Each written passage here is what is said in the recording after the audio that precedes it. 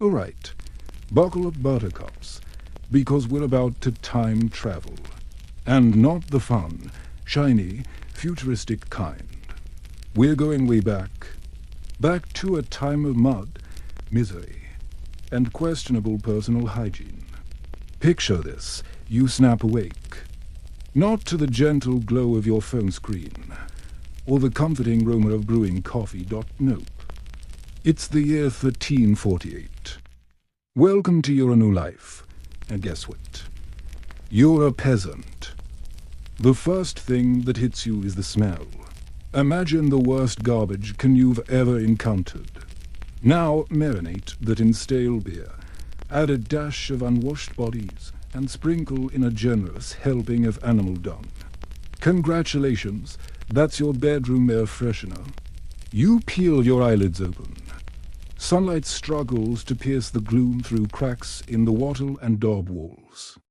Windows, luxury you can't even dream of.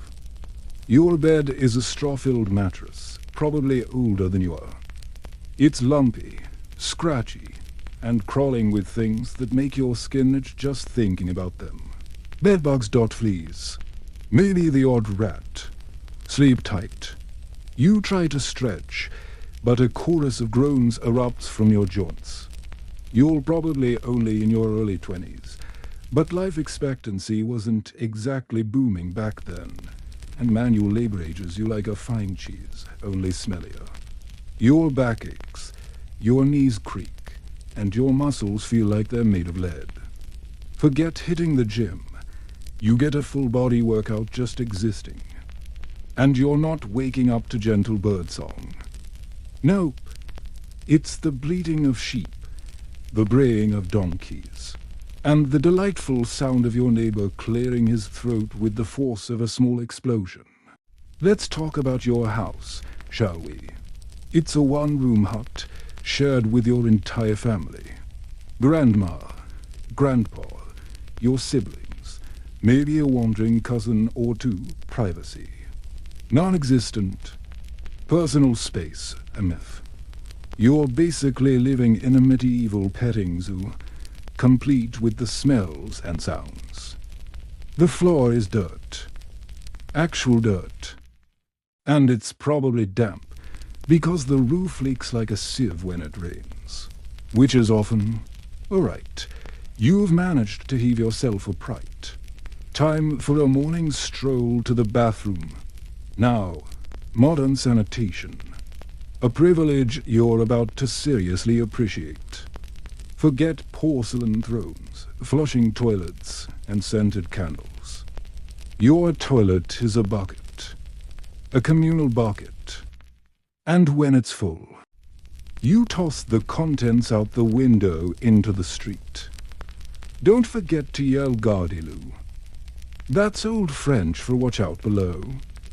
Though honestly, no one ever moves fast enough. Medieval streets were basically open sewers. A charming cocktail of human waste, animal droppings, and mystery fluids you really don't want to identify. The stench is overpowering, the footing is treacherous, and the chances of stepping in something unpleasant are astronomically high. Think of it as a medieval obstacle course, except the obstacles are all, well, you get the picture. Brush your teeth, you ask. What do you think you got a toothbrush? Next you'll be asking me what is toilet paper. Hungry? Fantastic. Breakfast is served. Don't expect avocado toast or a smoothie bowl. It's pottage time. Pottage is a thick, gloopy stew made from whatever's available.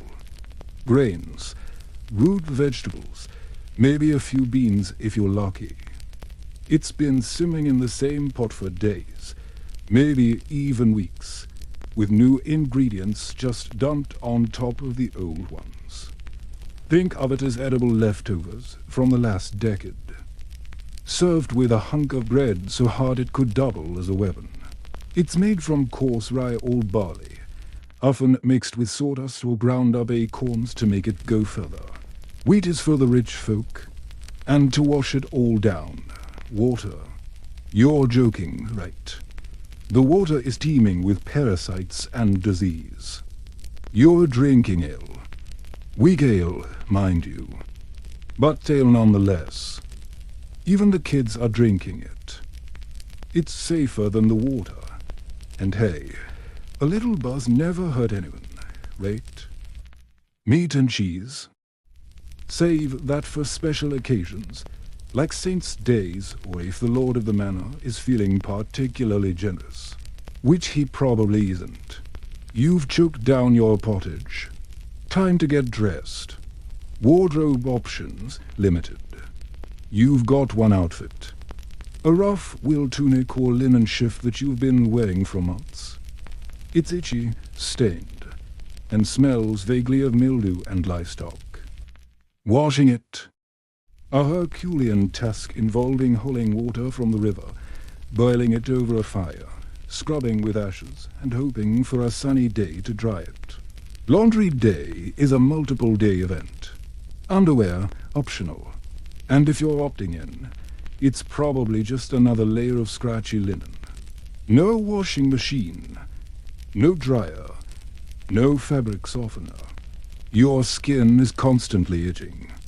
Fleas, lice, and bed bugs are your constant companions.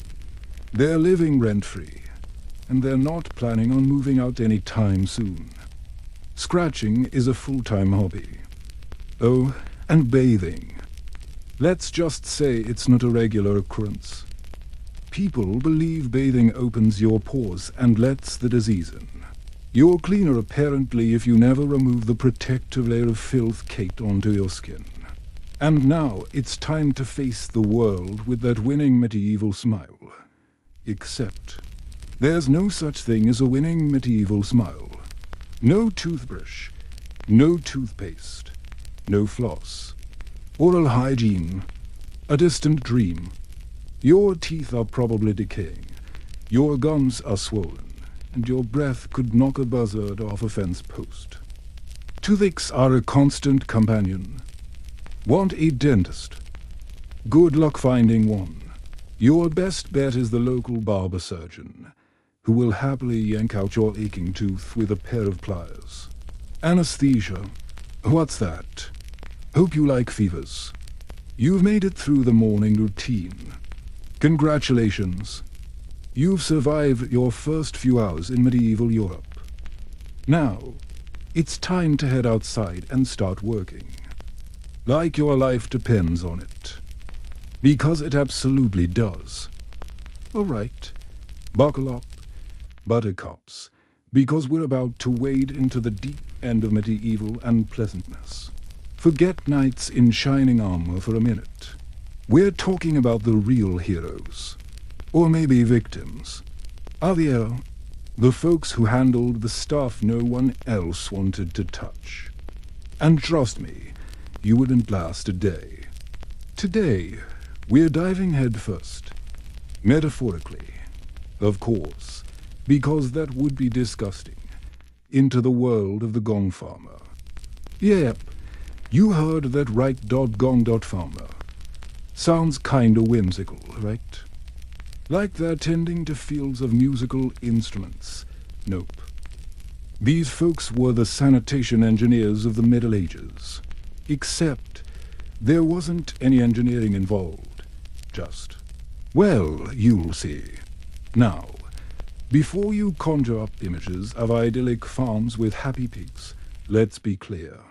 We're not talking about agricultural pursuits. The gong in gong farmer refers to a privy, an outhouse, a toilet. Basically, anything and everything containing human waste. And the farmer part. Well, that's where the horror show begins. Think about it, medieval cities.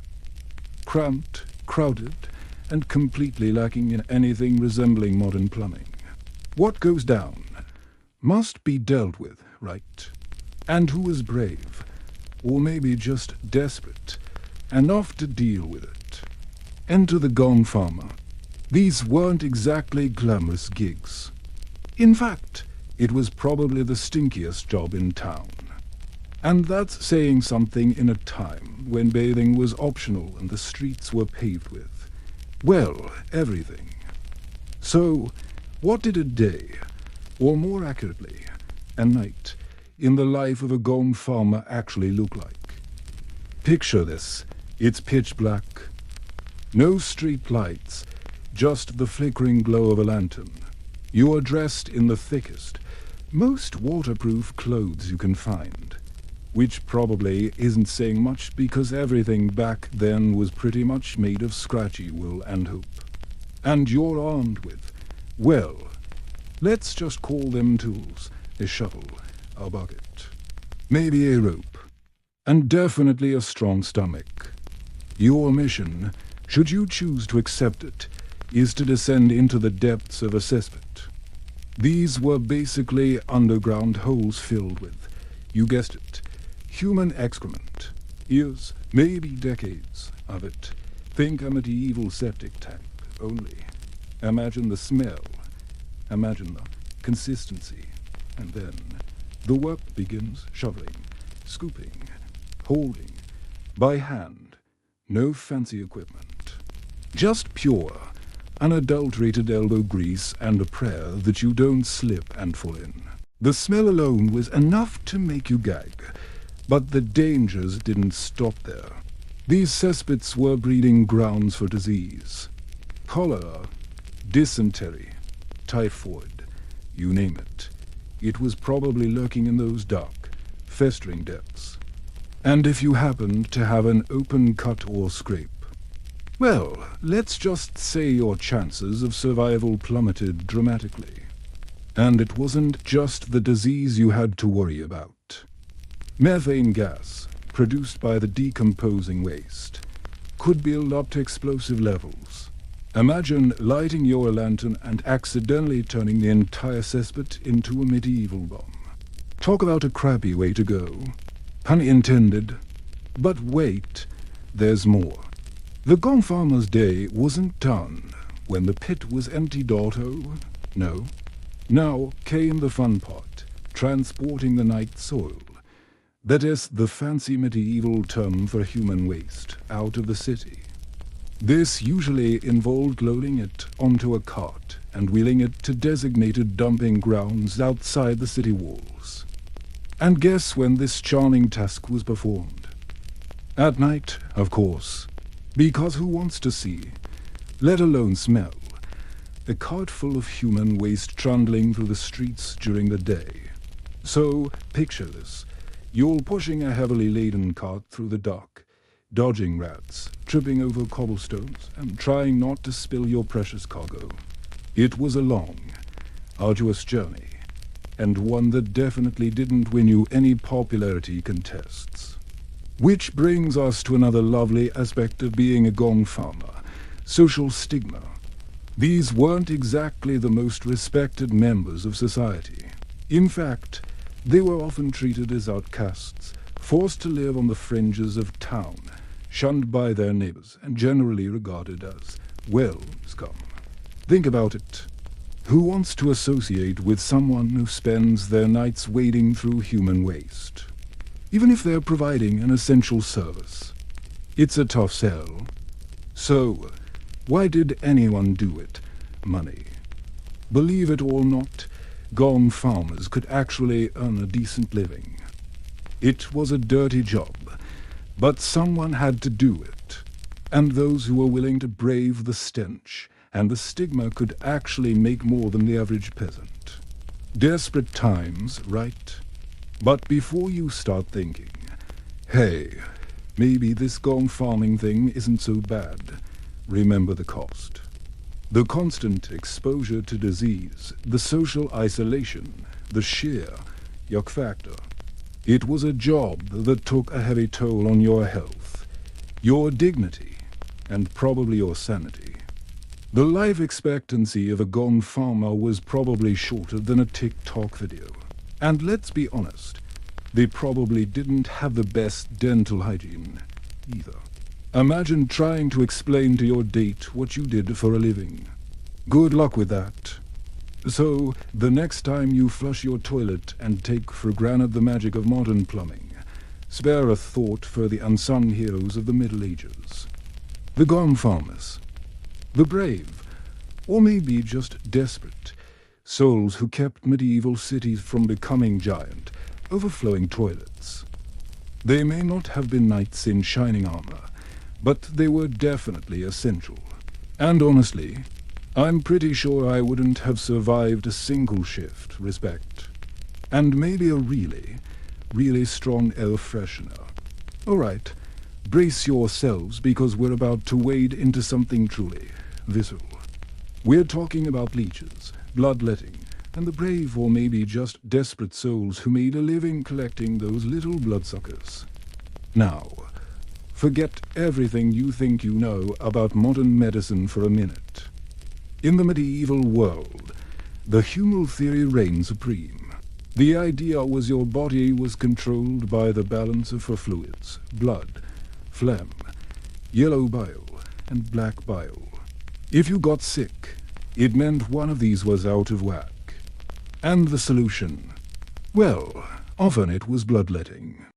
Basically, draining some of your blood to restore the balance. Makes perfect sense, right? And that's where our unsung heroes, the leech collectors, come in. These weren't doctors, mind you.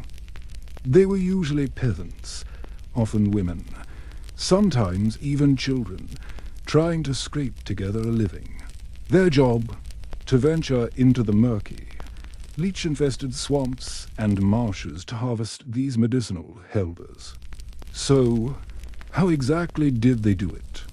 Well, there weren't any fancy leech-catching contraptions, no, sir. It was all about good old-fashioned, hands-on or rather, legs-on work.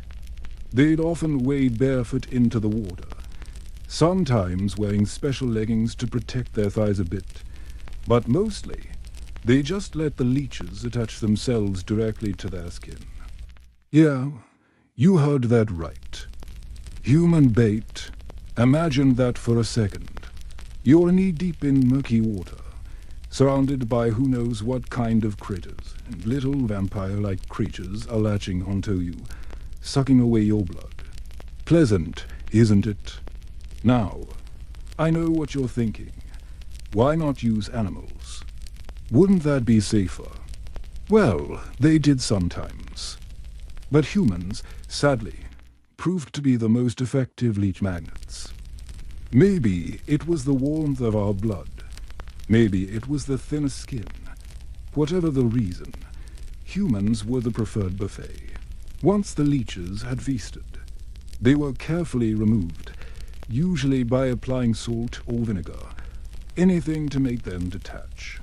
Then, they were stored in water-filled containers, ready to be sold to apothecaries, barber surgeons, and even some forward-thinking physicians. But here's the kicker. This job wasn't just unpleasant. It was downright dangerous. Beyond the obvious Ike factor, leech collectors faced a whole host of risks. First, there were the leeches themselves.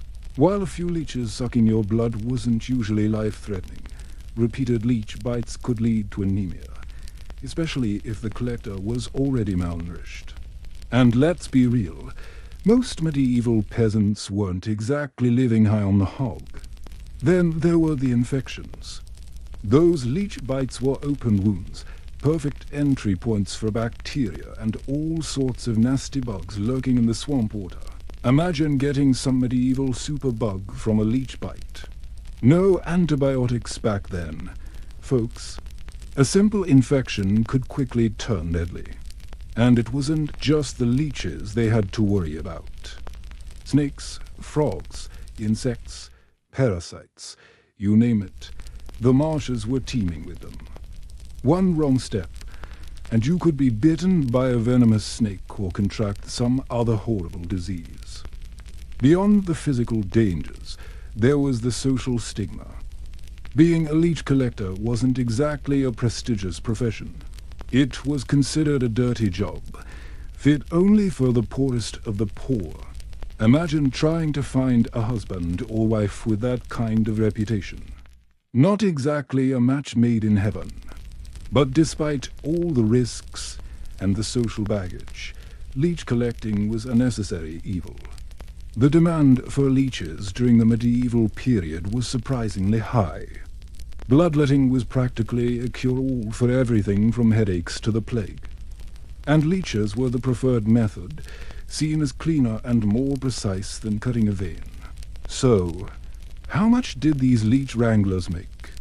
Well, not a lot. It was a hand-to-mouth existence, barely enough to keep body and soul together. They were essentially sacrificing their health and well-being so that others could, well, be bled in the name of medicine. Interestingly, the social status of leeches themselves kind of mirrored the collectors. They were both essential, both a little bit gross, and both ultimately undervalued. Doctors would charge patients for bloodletting. Apothecaries would sell the leeches, but the people that supplied the leeches wouldn't make much money at all. The ironic thing is, bloodletting, for all its popularity, wasn't exactly effective. In fact, in many cases, it probably did more harm than good. Draining someone's blood, especially if they were already weak, could actually make them even sicker. But hey, who are we to question the wisdom of medieval doctors? They were the experts, even if their methods now seem utterly barbaric. As medicine advanced and the humoral theory fell out of favor, the demand for leeches eventually declined. But for centuries, these humble creatures, and the even humbler people who collected them, played a vital, if somewhat gruesome, role in medieval life.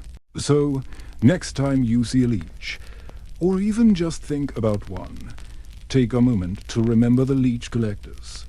They were the unsung heroes of medieval medicine, the ones who braved the swamps and risked their lives so that others could be, well, bled. It's a dirty job, but someone had to do it.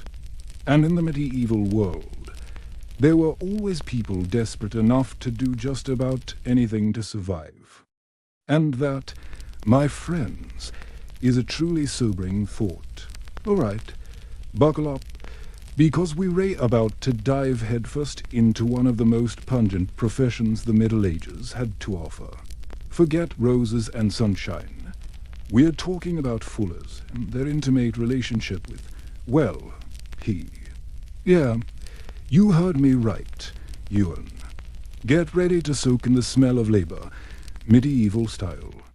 So, what exactly is fulling? Imagine you're living back then, and you've got thinly woven wool cloth. Great, right. Except it's also riddled with natural oils, dirt, and lanolin. Basically, it's a greasy, scratchy mess. You wouldn't want to make a stylish tunic out of that. That's where the fullers come in. Their job, to clean and thicken the wool, making it usable for clothing and other textiles. Think of them as the medieval equivalent of a dry cleaner, if your dry cleaner used urine. And not just any urine, mind you.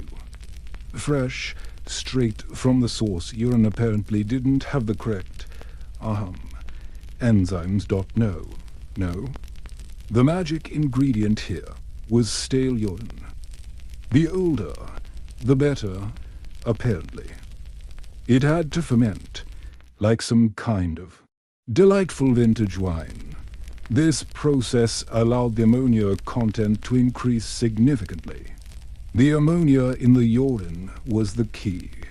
It acted as a sort of natural detergent, breaking down the grease and dirt clinging to the wool fibers. Now, to modern noses, this already sounds horrifying, but the medievals, they were all about resourcefulness. They saw the potential where we see a biohazard. Where did they get all this urine, you ask? Well, from literally everywhere they could. They'd set up collection points, basically designated corners in towns, where people would contribute to the cause. And it wasn't just human urine, either. Animal urine was also fair game. Think about the sheer volume they needed. This was an industrial-scale operation fueled by, well, we're talking about hundreds, maybe thousands, of liters of fermented bodily waste. Can you imagine the smell? Okay, so we have the raw materials, greasy wool and vats of goodness. Now, the fun part begins.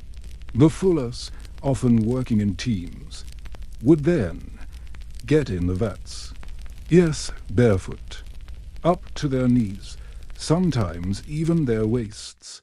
They'd stomp on the wool for hours on end. It was a physically demanding job, like some sort of medieval grape-stomping festival. Except instead of grapes, it's urine and greasy wool. And instead of wine, well, let's not think about that.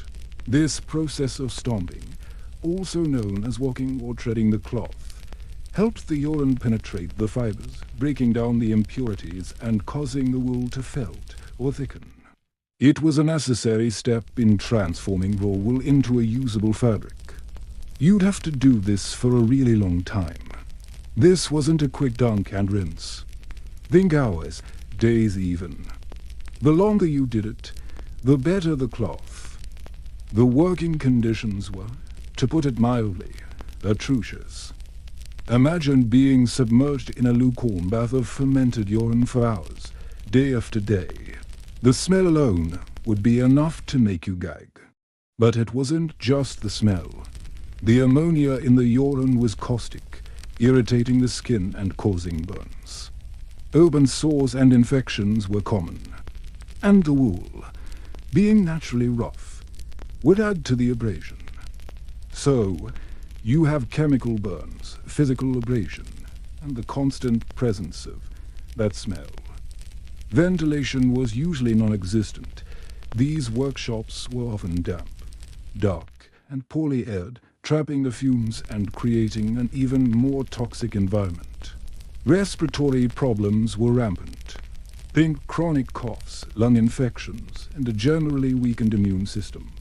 Plus, the constant dampness led to all sorts of fungal infections on their feet and legs. Athlete's foot. Try medieval athletes everything. And let's not forget the psychological toll. Imagine going home smelling like that every day. Social interactions probably weren't easy. Finding a spouse? Probably not. Even simple acts of kindness, I would think, would take on a certain leather stench. Here, let me help you with that, Hu. This job could impact your health, but maybe more significantly, it impacted your social life. Despite the unpleasantness, fulling was an incredibly important trade. Without clean, thickened wool, there would be no clothes, no blankets, no sail for ships. And yet, fullers occupied a fairly low rung on the social ladder. It was a dirty job, and someone had to do it. And those that did it were rarely thanked or rewarded. They were an essential service, but also prized. In later centuries, technology improved. Fulling mills were invented, powered by water wheels. These mills used mechanical hammers to beat the wool, reducing the need for human stomping and, mercifully, urine. But for a significant chunk of the Middle Ages, fullers were the unsung and very smelly heroes of the textile industry, sacrificing their health and comfort to keep the world clothed. So, the next time you complain about your job, just remember the medieval fuller stomping in a vat of stale urine, breathing in ammonia fumes and wondering if they'd ever smell clean again. Suddenly, your office cubicle doesn't seem so bad, does it? And hey, at least you have soap. And probably don't need to yell Garterloo before throwing that bucket out the window. Appreciate the small things. Seriously, alright, buckle up, because this section isn't for the faint of heart. We're diving into the lives of the people who literally embraced death as a profession in the Middle Ages. I'm talking about executioners and plague bearers. Yeah, it's gonna get grim. First up, executioners. Forget the Hollywood image of the hooded figure with a gleaming axe. The reality was far more complex and way more messed up. These weren't just guys swinging swords. They were intricate parts of the medieval justice system, and their job description went way beyond simply chopping off heads. Think about it. In a time when public executions were practically entertainment, the executioner was both a figure of authority and a social pariah. They were the ones carrying out the sentences handed down by the courts, which could range from beheadings and hangings to drawing and quartering. Oh, and let's not forget the lovely burnings at the stake. Cheerful stuff. Now, it's easy to think, okay, so they just kill people. How hard can that be? But execution wasn't just about ending a life. It was about inflicting punishment, sending a message, and upholding the law, or at least the Lord's law. A botched execution wasn't just a failure. It could spark outrage and even rebellion. Imagine screwing up a beheading so badly that the crowd starts getting restless. Not a good day at the office. Executioners needed skill, precision, and, frankly, a pretty high tolerance for gore. A clean beheading required a steady hand, a sharp blade, and a good understanding of anatomy. Drawing and quartering. That needed, well, let's just say it required a strong stomach and a complete lack of empathy. These guys weren't just dispatching convicts. They were actively dismembering them while they were sometimes still alive. This stuff goes on for about an hour with them pleading for mercy. And then there's torture. Before the actual execution, many prisoners were subjected to interrogation techniques we now consider straight-up war crimes. The executioner was often the one applying the screws, stretching the limbs, and generally making life a living hell for the accused. Think about the psychological weight of knowing you were responsible for inflicting that kind of pain on another human being, day in and day out. The social implications were just as brutal. Executioners were often ostracized, forced to live outside city walls, and barred from participating in normal society. Think about it. Who wants to hang out with the guy who spends his days torturing and killing? People, you wouldn't invite him to your potluck. They were seen as tainted, and clean, and morally suspect, even though they were literally just doing the job society asked them to do. It's that whole we need you, but we don't like you vibe. And let's talk about the psychological toll. Imagine the nightmares. Imagine the constant awareness of your own mortality. Imagine the weight of all those souls on your conscience, even if you believed you were just enforcing justice. You start to wonder, would they start seeing all of humanity as a single head to rule? The mental fortitude it would take to not go completely insane in that job is, well, it's beyond me. Okay, deep breath, because now we're moving on to plague barriers. If the executioner's job was a slow, methodical descent into darkness, the plague barriers was a headfirst dive into a literal nightmare. These were the people tasked with dealing with the dead during outbreaks of bubonic plague and other horrific diseases. I'm talking about mass death on a scale that's hard to comprehend. Imagine a city where bodies are piling up in the streets, where the air is thick with the stench of decay, and where the only sound louder than the death carts is the coughing of the dying. That was the world of the plague barrier. Their job was simple. Collect the dead and get them into the ground as quickly as possible. No funerals, no ceremonies, just mass graves and a desperate race against the spread of infection. And let's be clear, these people had virtually no protection. Maybe a rudimentary mask, maybe some gloves, but often nothing at all. They were literally handling corpses teeming with disease, knowing that every touch could be a death sentence. It's like volunteering to hug a walking biohazard. The physical demands were insane. Hauling bodies, digging graves, working day and night in sweltering heat or freezing cold, all while surrounded by death and decay. These guys were working themselves to death while surrounded by death. The risks of infection were astronomical. Many plague bearers succumbed to the very disease they were trying to contain. And the social isolation? Even worse than the executioner. People actively avoided them, fearing they were carriers of the plague. They were seen as harbingers of death, living reminders of the horrors unfolding round them. Try getting a date when your LinkedIn profile says plague barrier. The psychological impact of this job is almost unimaginable. Imagine the constant exposure to death, the feeling of helplessness, the knowledge that you're probably going to die too.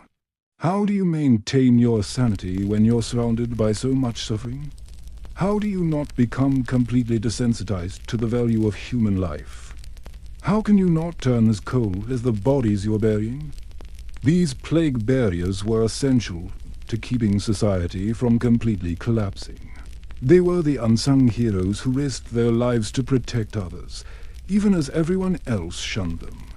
Their stories are a testament to the resilience of the human spirit, but also a chilling reminder of the price some people pay for the survival of others. So, Yadot executioner and plague barrier. Not exactly dream jobs, are they? These were the professions that thrived in the darkest corners of the medieval world, demanding a level of physical and mental fortitude that most of us can barely comprehend.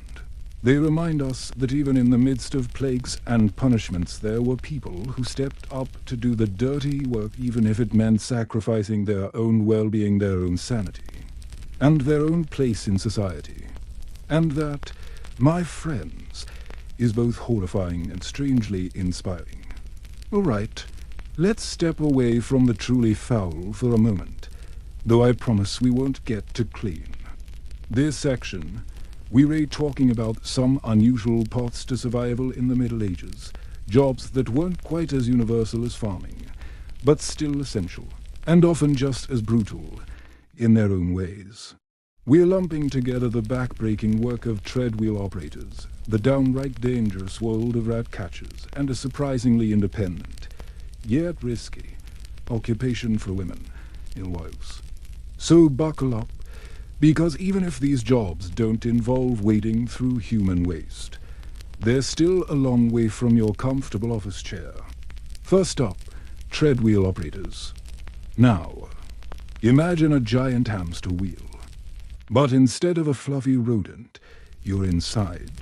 And instead of a leisurely stroll, you're using all your body weight and leg power to lift massive stones, sometimes for hours on end. Welcome to the life of a medieval treadwheel crane operator. These weren't your average construction workers.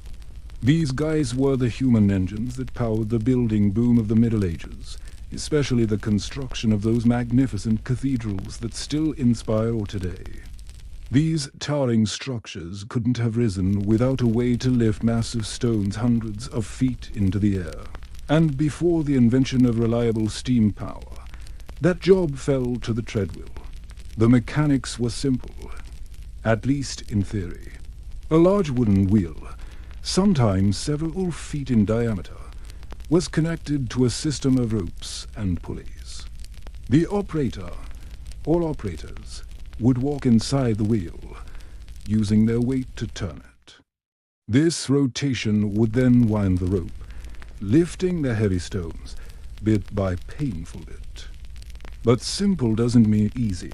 The physical demands were absolutely crushing. Imagine walking uphill constantly, all day, every day, with the weight of a small building threatening to crush you if you falter. It took incredible strength, stamina, and balance to keep the wheel turning smoothly. One wrong step, one moment of fatigue, and you could send the entire load crushing down, not to mention taking a nasty tumble yourself. Accidents were incredibly common. A slip inside the wheel could lead to broken bones, crushed limbs, or worse. And if the rope snapped, or the scaffolding gave way, well, let's just say you wouldn't want to be standing underneath. The work was also incredibly monotonous. Hour after hour, day after day, you'd be walking, lifting, and sweating, with little to no variation in your routine. It was a mind-numbing, soul-crushing existence. So next time you're visiting a medieval cathedral, take a moment to think about the forgotten souls who toiled inside those giant hamster wheels. Their sweat and muscle building the very walls that now inspire millions. All right, from the heights of cathedral construction, we descend into the dark, disease-ridden depths of medieval cities, the world of the rat catcher. Now, rats are pretty much universally despised. But in the Middle Ages, they weren't just a nuisance. They were a deadly threat. They carried diseases like the plague, destroyed crops, and generally made life even more miserable than it already was. Someone had to deal with them, and that someone was the rat catcher. This wasn't a glamorous job, to say the least. Rat catchers operated in the filthiest, most dangerous corners of medieval society. Sewers, cellars, alleyways, and even inside people's homes. Their tools were primitive, traps, snares, and sometimes just their bare hands. The work required a mixture of cunning, agility, and a complete lack of squeamishness. Imagine crawling through dark, narrow tunnels surrounded by the stench of rotting garbage and the screaming of hundreds of rats, their beady eyes gleaming in the darkness. Now imagine trying to catch them. And it wasn't just the gross factor. Rat catchers were constantly exposed to diseases. Rat bites were common, leading to infections and potentially deadly illnesses. They breathed in dust and germs from the sewers, and they were always at risk of contracting the plague themselves. There was no protective gear, no sanitation, and certainly no hazard pay. Despite the vital role they played in public health, rat catchers were often social outcasts. They were seen as dirty, unlucky, and even somehow responsible for the rat infestations they were trying to control. They were paid poorly, and they often lived on the fringes of society. Isolated and unappreciated, but without them, medieval cities would have been even more overrun by disease, making this a truly vital, if totally grim, job. Finally, let us shine a little light on one of the rare occupations that offered medieval women a degree of autonomy: brewing and selling ale. Alewives, as they were known, were women who brewed and sold ale from their homes. Now, ale was a staple of the medieval diet, often safer to drink than water, which, as we've covered, was usually a cocktail of sewage and who dash knows dash what dash shells. Brewing was a skilled craft, and alewives often developed secret recipes and techniques passed down through generations. They would use barley, hops, and other ingredients to create different types of ale, catering to local tastes.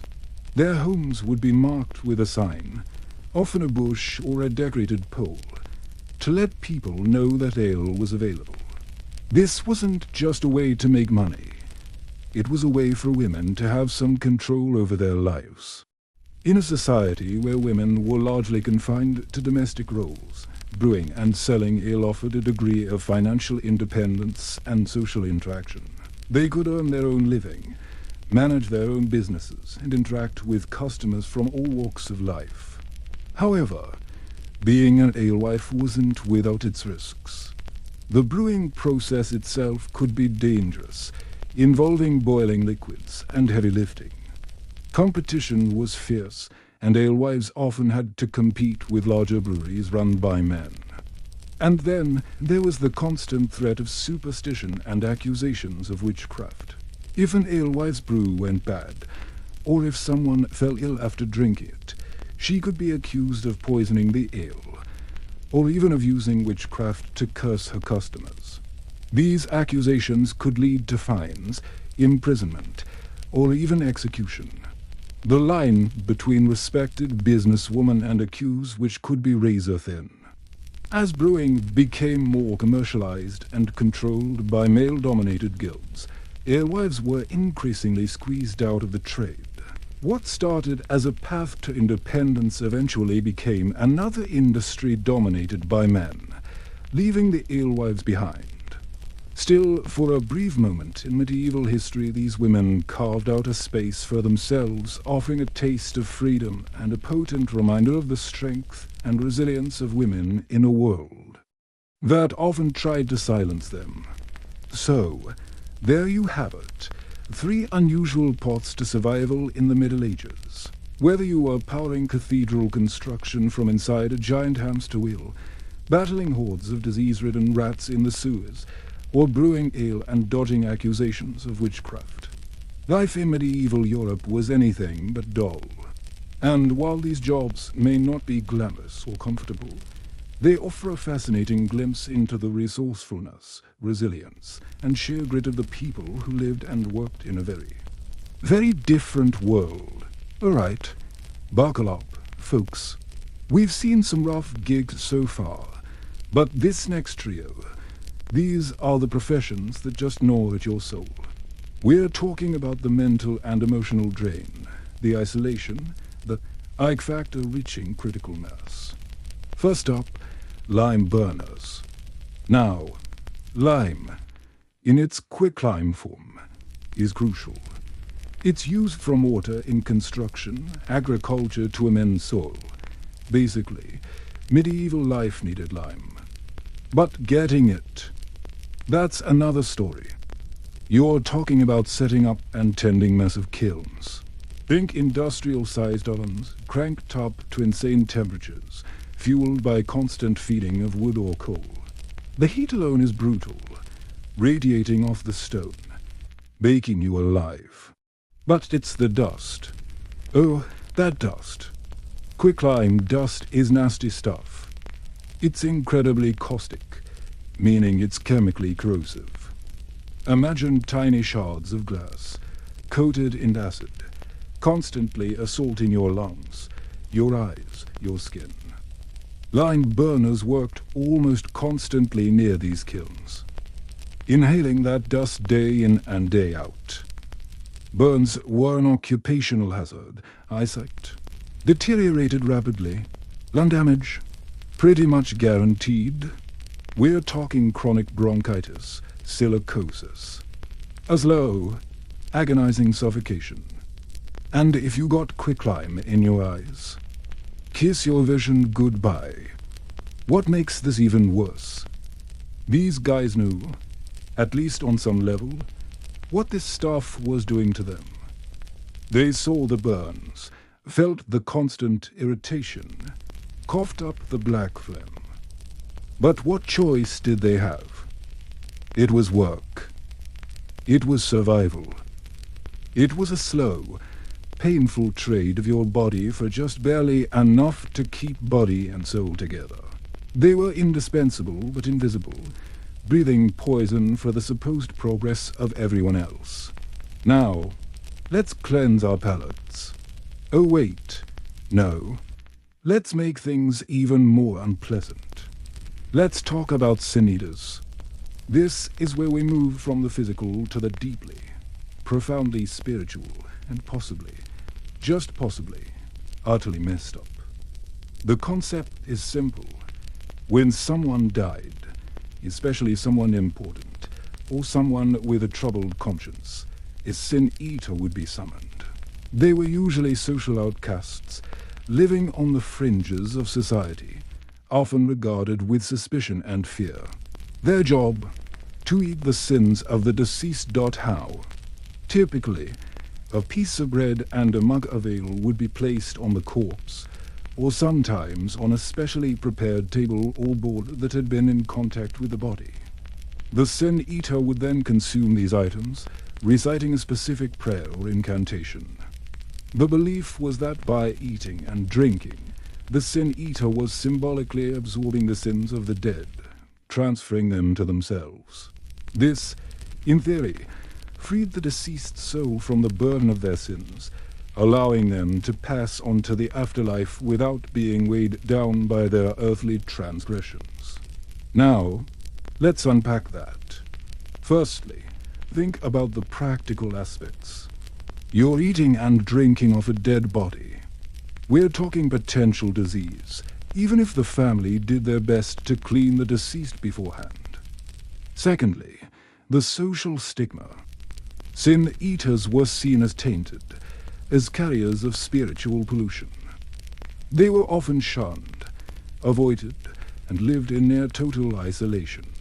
But the real burden, that's the psychological one. Imagine the weight of all those sins, the guilt, the pain, the regrets, all supposedly transferred to you. Whether you believed it or not, the idea of it, the constant awareness of absorbing the negativity of others, that had to take a horrific toll.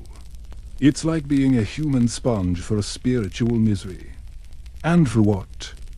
A few coins? The promise of a soul set free?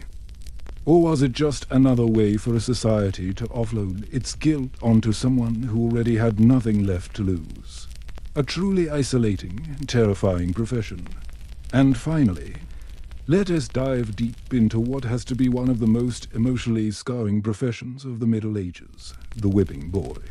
Now, this one is specifically tied to royalty, and it's as twisted as it sounds. Royal princes, by virtue of their birth, were often considered too precious, too noble to be physically disciplined. After all, you couldn't have just anyone laying hands on the future king. But princes still needed to be, well, you know, guided and taught a lesson when they messed up. So, the solution, the whipping boy.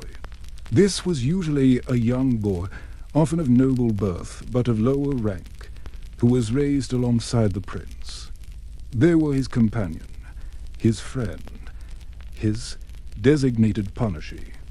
Whenever the prince misbehaved, the whipping boy would be whipped in his place.